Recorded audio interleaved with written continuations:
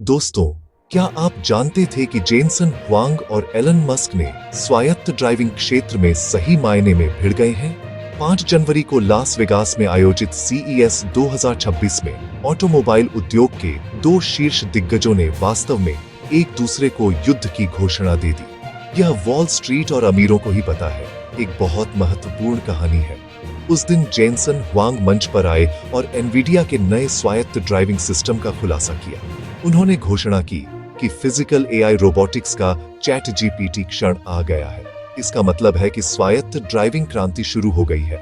इसके जवाब में एलन मस्क ने कहा कि एनवीडिया को हमें पकड़ने में 5 साल लगेंगे और केवल टेस्ला ही बाकी 1% को पूरा कर सकता है, ऐसा जवाब दिया। जेनसन हुआंग की रणनीति फावड़ा बेचने वाले की तरह है।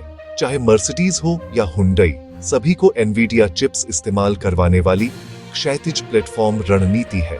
वहीं एलन मस्क की चिप, वाहन, बीमा, चार्जिंग स्टेशन तक सब कुछ खुद करने वाली ऊर्ध्वाधर एकीकरण रणनीति है।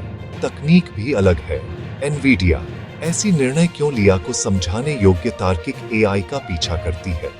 वहीं टेस्ला लाखों वाहनों के वास्तविक ड्राइविंग डेटा के माध्यम से इंसानी अंतर्ज्ञान की तरह ड्राइव करने वाला AI बनाती है। अल्पकालिक रूप से समझाने योग्य एनवीडिया को नियामक अनुमति में फायदा है, लेकिन दीर्घकालिक रूप से अगर टेस्ला नियामकों को पार करके रोबोटैक्सी को सफल बनाती है तो मील प्रति $0.2 की क्रांतिकारी कीमत से $5 ट्रिलियन के परिवहन बाजार पर कब्जा कर लेगी। ये बदलाव बीमा बाजार को व्यक्तिगत से कॉरपोरेट की ओर मोड़ेगा और ट्रक ड्राइवरों की नौकरियों को रिमोट कंट्रोलर जैसे नए रूप में बदल देगा। आखिरकार यह सिर्फ तकनीकी प्रतिस्पर्धा नहीं, बल्कि वर्चस्व की लड़ाई है।